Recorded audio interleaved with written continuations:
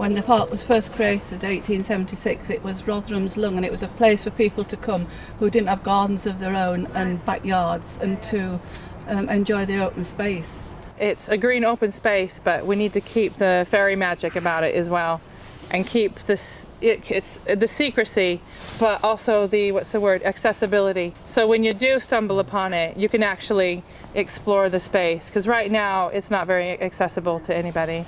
Signage. I think that's essential as you come into the park to point out the various areas of the park. We need to address this undergrowth and such as to make it more accessible, and there needs to be paths what people can actually walk upon. We had a lot of feedback about access routes and about people getting scared of getting lost in the park, not knowing their way around, and also paths being overgrown and muddy and impassable.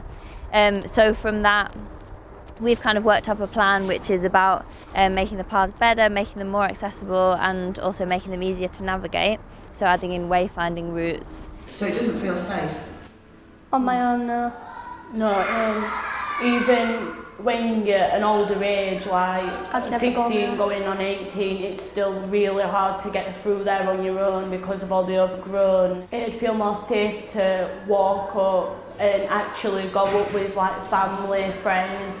We were trying to think of ways that we could continue to engage with the community through lockdown, obviously not running face to face. So we did some nature trails that people could follow, leaving out kind of clues in the woods, and we also left some tree slices in a box underneath a tree, like for people to find, and then people decorated them. We decorated a tree with these kind of icons with messages of support, and people wrote their names, and that was really nice to see. And we also left some instructions for den making and some den making poles, which different people came up and they built dens in the woods up behind us. I'd like to see more wildlife come in here, to be fair, and get some bird hides and stuff so kids can actually sit and look for birds and things like that. They'd love to see more animals, wouldn't you, more wildlife come in here and places to sit so they can just chill and just look down on things and see what wildlife actually come visiting us and stuff. We've got volunteer days which are working on cutting back the paths and clearing the access routes through the park. And we also do regular events with kids. In the holidays we'll bring a stall and do kind of seasonal themed simple craft activities and things where kids can find stuff in the woods and through the park. When I was up there, I know that it's just more that you think that there's actually Alps. So I think that there's just like trees and stuff, but there's actually more. Like... We've done a bat walk, we've also had a programme of community walks, so we did a bat walk in the autumn last year, and then most recently we had a history walk which was run by a local resident who is also a member of the Friends of Boston Park Green Space group. And that was really successful. We had about 20 people attending that. We've also had just kind of basic nature walks through the woods as well. And quite a lot of community consultations here at Boston Park, so we've had open community meetings. They've been really well attended, and we've kind of talked to people about what they want to see in the park, what they love in the park already, and how they'd like to improve it with the changes that we're going to make.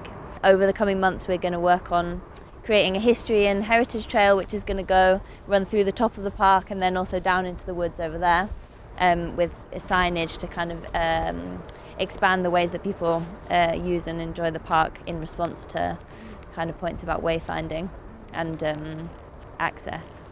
We'd walk up with black bags and we'd pick up all the litter that people have threw over the fence just to leave there. And it also taught the kids how to treat wildlife and all of the stuff around it. That was actually a really successful part of the consultation, that we brought in people we've worked with from the bottom of the park, and then also people that we've met at the top of the park who are now taking part in regular volunteering. And we also get volunteers from the community that live at the bottom, Canclo as well. It's the best I've ever been able to get all the way round. Right. I've been working with the Wildlife Trust on developing the path. Yeah. And they still, to complete the plan that they presented, they're going to, I think this autumn, do some cutting back to get regeneration for flowers rather than these grasses that prevent the flowers. And they're putting some more steps in. Oh, it's certainly made a difference because what is happening, if you clear a path, the general public use it. The transformation that was made in this DL is quite remarkable. It Yeah. was impassable when we first went in there. Yes, it was. 3 apple trees, which are they've been overpowered by undergrowth, and those apple trees are good. They've also uncovered quite a lot of the old rhododendron. In fact, one was in flower, wasn't it? But it's reasonably easy now to walk, to walk this up right and come out on the tarmac footpath. I think one of the things is making the public aware that it's here. But again, talking about self-generation of paths, you can see it already establishing, can't you? And this is only footfall that's doing this. It's only footfall, so it is, since we've opened it up, it is being used. They enjoyed every time when Owen and all the rest of them come.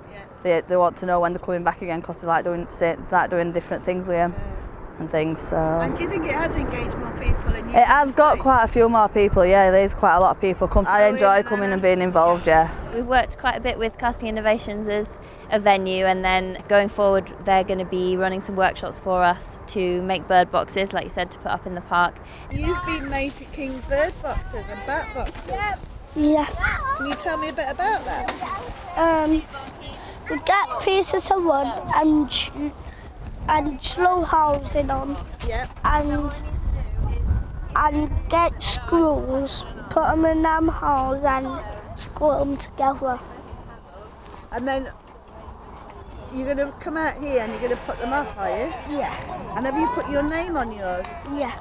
And have you made just a bird box or just a bat box? Or? Bird box and bat box. And they're also going to be running workshops around the wayfinding that I mentioned for the History and Heritage Trail, which is going to be starting over there. So they're going to do casting with metal, so casting with recycled aluminium that they do through a series of workshops where they're going to work with local people to come up with wayfinding icons for the paths, and then also with arrows so that people know their way around the routes. Given that they've had an extension, their involvement allows us to continue development of their plan, which encompasses the Dell.